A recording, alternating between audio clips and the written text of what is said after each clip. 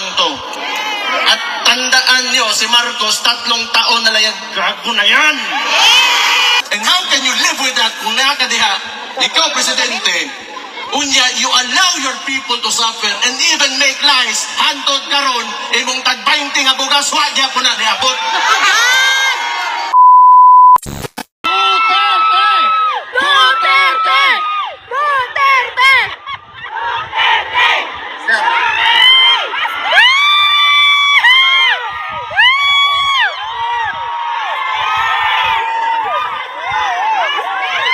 Magandang araw sa inyo lahat. Kumusta naman kayo?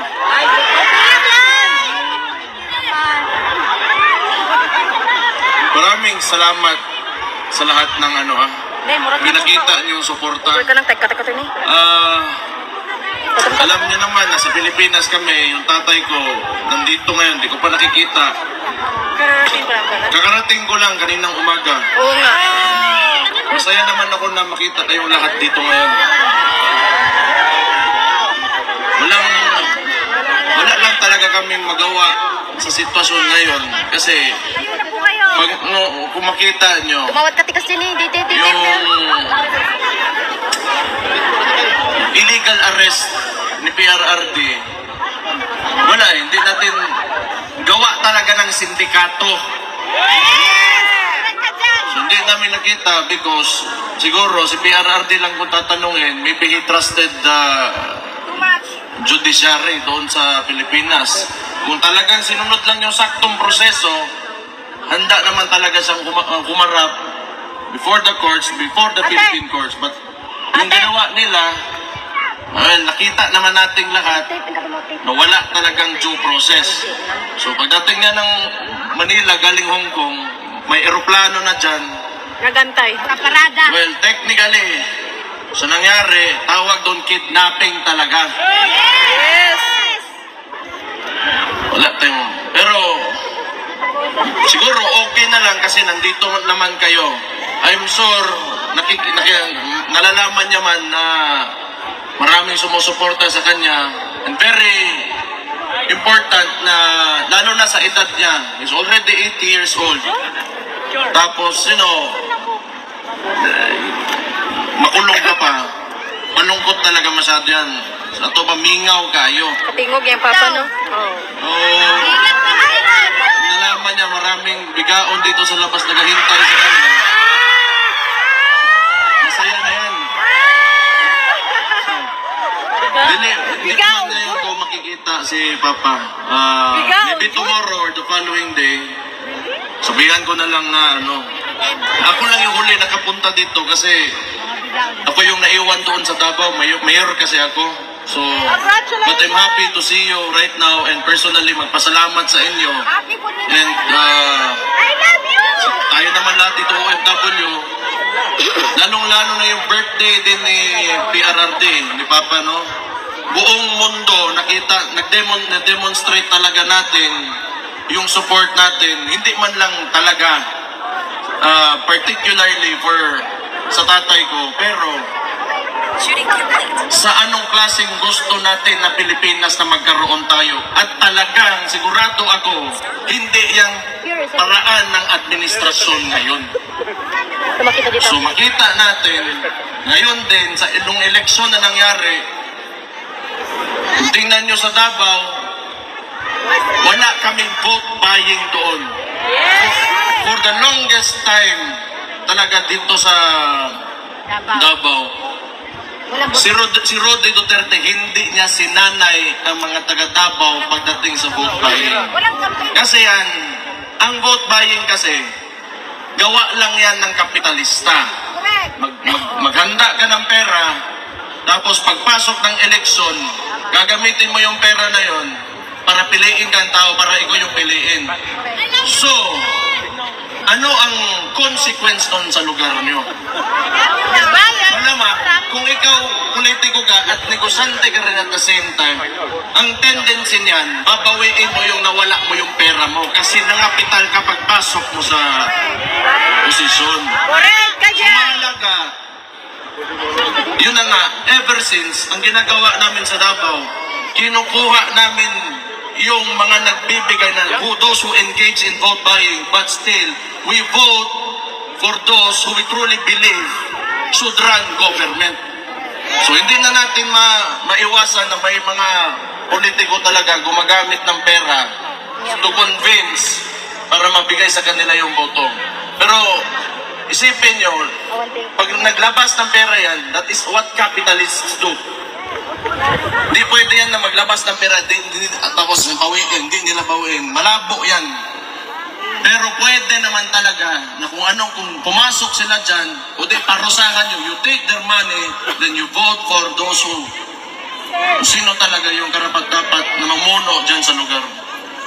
So, nakita natin, tingin ko nga, ang pakiramdam ko sa Pilipinas, slowly, it is going through a transformation. Kasi itong election na yun, na ito, marami ang mga nanalong kasama natin.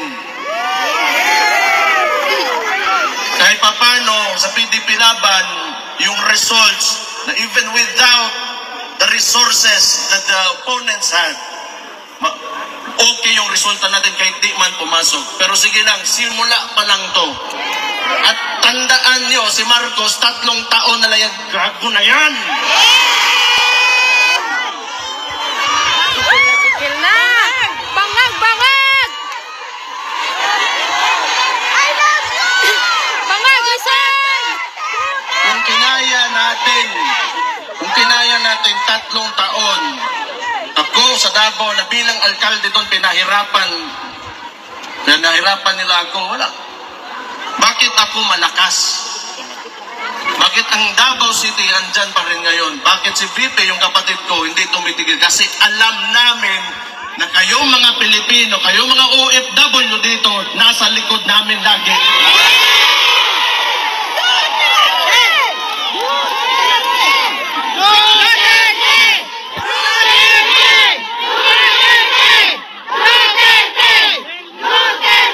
Kasi naiintindihan ko kayo, lalo na kayo mga OFW. That is why yung suporta talaga kang PRRD, at maraming salamat din sa kapatid ko, nasa kanila talaga. Kasi may point of comparison kayo because you are living outside of the Philippines and lalo na dito sa Netherlands, dito mga Scandinavian welfare states, pati yan, Germany. Alam nyo, yung pera ng tao na uuwi sa mga tao. Pag yung pera natin, yung buwis natin binabayad dyan sa Pilipinas, ewan ko lang, putang ina ko nakabalik pabayad dyan sa putang ina. Grabe talaga. Hindi mo na lang sa napunta, nasa bulsa ng mga kurap ng mga putang inang politiko yung yawa ng sulat ka na. Yawa, sir! Yawa! You know, kung kayo naniniwala ng federalismo, ibang usapan yon. Sometimes kasi, you know why Marcos can really manipulate and have almost absolute power. It is because of our unitary system of government. Yung presidential system of government natin, it allows the president to have almost total control of all government. Kailangan kasi, yung maganda sa, kung palitan natin yung system of government natin, sabihin natin federalism, hindi dili lang income yung napupunta sa mga sarili nating probinsya, but the functions of government as well. So, ma-decentralize yung Metro Manila ngayon and Malacanang, and the power will be devolved, and the functions and powers of the agencies will be devolved doon sa mga probinsya, sa mga local government units. So, I do not know kung mangyayari pa ba, pero that is one of the causes why Marcos can, you know, kaya lang naman gusto nila yung unitary system of government because power is centralized and yung tatay kasi ni Marcos noon was a dictator and you can have cronies. Yung mga ambisyoso masyado dyan sa gobyerno na kahit mali, ginagawa, gusto niyan, gayahin nila noon sa panahon ng Marcos Sr., may mga cronies si Marcos Sr., si General Ver, sila Enrile kaniadtong panahon. Yan ang gusto nila, yung mga Marbel, yan si Torre, mga Remulla. Kasi ang susunod dyan, they will attempt not to go down in government and they will attempt another dictatorship. And along with that dictatorship comes the cronies. So itong mga ambisyoso, mga putaragis na itong mga politiko at nasa gobyerno ngayon na kahit mali na ginagawa Kamumura niya, ano tayo ba? they will join that dictatorship and they will be the cronies of the new Marcos, kaning Junior, na bangag ang putang ina ngayon. So kaya makita niyo why unusual talaga masyado ang movement ng mga tao na nasa gobyerno na kahit mali nilalabag yung batas pero ginagawa pa rin. It's because not out of their jobs or functions in government, but it's out of selfishness. Pero hindi talaga yan because ngayon, kahit tingnan nyo, ilang demonstrations na nangyari since yung gago na Marcos na yan. Nagsimula yan sa kapatid ko. Yun o, wala man talaga sana akong problema. Pero, ginatawag nila magnanakaw yung kapatid ko dahil lang sa confidential funds na yan eh. Pero ito yung sasabihin ko, ang tanong ko lang, sana ba? Just to, for the sake of argument, kung ang presidente merong billions in terms of confidential funds, tapos gusto nila impeach yung kapatid ko for 125 million pesos. In terms of amount, who is more impeachable? Ang billion or ang million? Yan, isa yan. But sa totoo lang, if you take a leadership position, lalo na executive, mayor ako, yung mga lalo na mayor, barangay captains, yung executive position, alam mo, kung you are really serious on implementing or renewing policy or amending laws, or if you want to make a change, it should start with you. Kung sinasabi sana nitong Marcos na ito na masama may confidential funds, then it should start with him, pababa, so that he will be the example that we will follow. And yet, you are sinisingle out mo yung isang tao. Ano ibig sabihin nun? It's because of politics. When you should be there, nandyan ka to lead the country and fix what is broken and continue what has already been done that is good for every peace-loving citizen in the Philippines. Pero ano ginagawa? Ever since, ito lang talaga sa buhay ko, medyo nakita ko noon, Pinoy, before that, with the Ramos and Erap, na we are, a bit tolerant when it comes to government, but this is the only time that I've seen the Philippines that is so divided. And how can you live with that kung nakakadiha, ikaw, Presidente, unya, you allow your people to suffer and even make lies, hantod karon, imong tag-20 nga bugas, wagya po na niabot.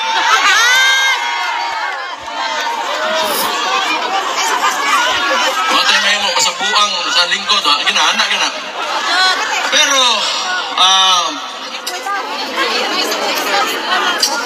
as I said earlier, tanaw na ko, like everybody's really putting it out there ba, yung nararamdaman nyo, now you really feel kung anong gusto nyo direction para sa bansa natin. That's good. I think you should continue doing this kasi we will do the same thing. I will do the same thing. It will be not for ourselves, but it will be for the future of our children, our grandchildren, and our country. So yun na mahalaga. Maybe someday, hindi na lalaki yung mga anak natin o yung mga apo natin, iba. Maybe they will be facing not the same problems na ito, lalo na itong malala talaga itong administrasyon na ito.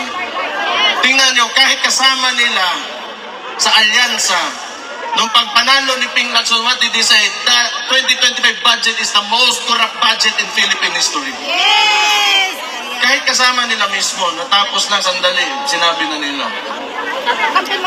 Wala talagang...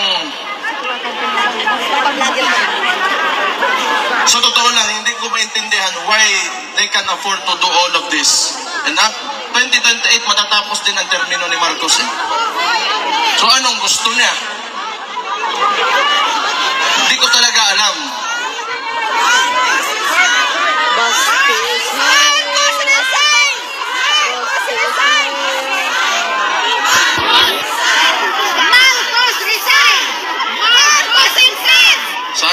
talaga. Sinabi ko na yan eh. Noon pa yan. Last year, nung nagsimula ito lahat, nakita ko na talaga. Itong, the way they run things, yung pakiramdam nila, para silang hari eh. Everybody below them, wala na kayo. We are slaves. Kita nyo, Pilipinas ngayon. Sometimes, I don't even want to believe yung mga sinasabi sa akin ng mga kaibigan ko sa ibang lugar. Luckily for us sa Davao City, we have been able to maintain the peace and order and the services na hinahatid ng government namin sa mga constituents namin. But it's really sad to hear other people who are disappointed with what's happening now in the country. But ito rin yung maganda rin. Maging contrast ito. If you truly believe in the governance of Rody Duterte, may anak pa naman siya dyan, isa na yung kapatid kong babae. Kung gusto niya ipatuloy yung tunay na pagbabago, pilitin natin na tumakbo ito noong 2028.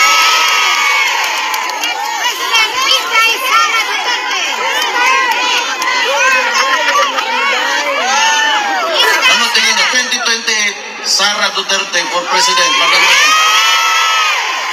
I cannot wait. Sabihin ko kayo nagsabi ha. Ay baka suntukin ako niyan.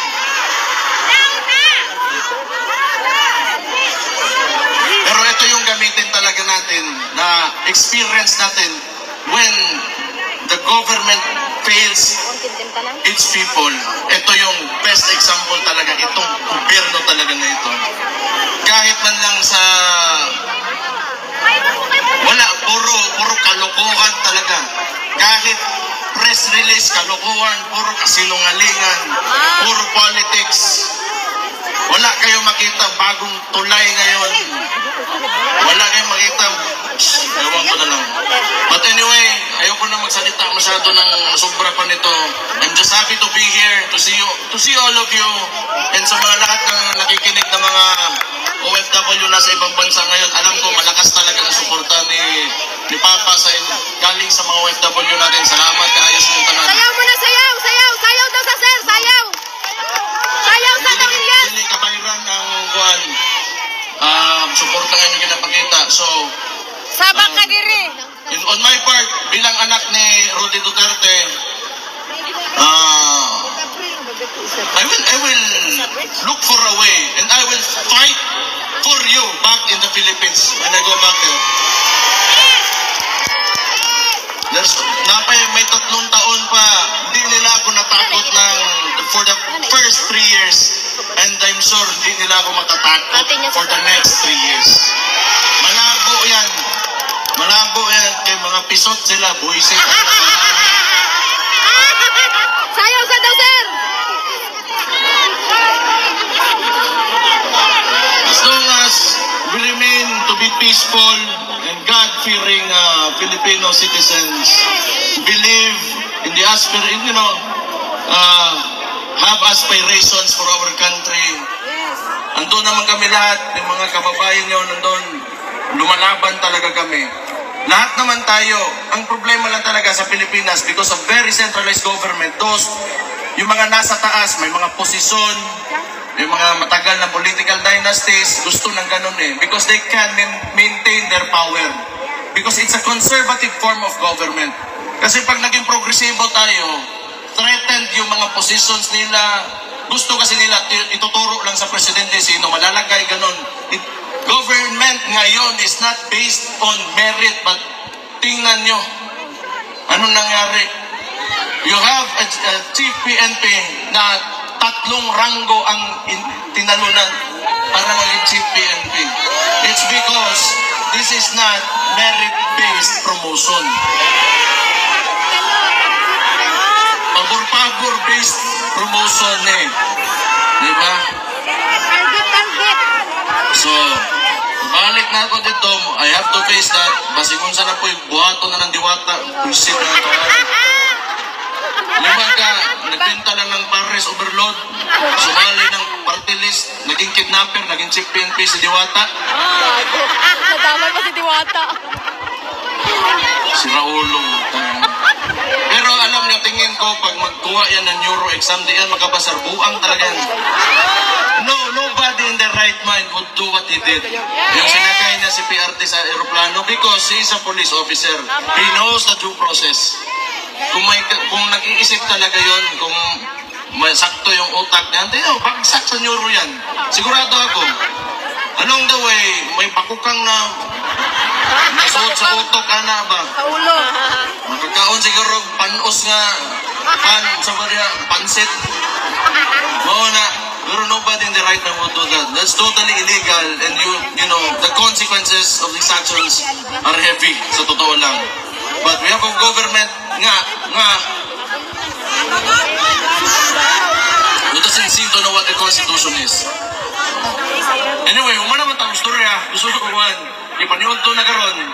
Sa inyo ang tanan, mga gwapa o gwapo diha. Sayaw sa daw, sir! Sayaw sa daw! Wala naman kayo. Ilyas! Mabuhay kayong lahat. Sayaw sa daw, sir! W's.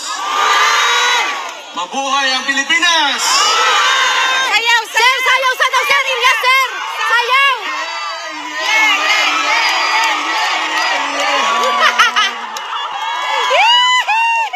Butang boy. Sabang ka Salamat dire. kayo ha. It really means a lot sa family. Nagpalakad. And I'm sure, lalong-lalo na kay PRRD to know na you are always supporting him. So thank you. Yes! Sayaw Mabuhay muna! kayong lahat. Sayaw sa daw, sir! Sayaw, sayaw! Sayaw sa daw, sayaw! Sayaw muna, parang happy. Maraming salamat po, Vice Mayor Sebastian Baste Duterte.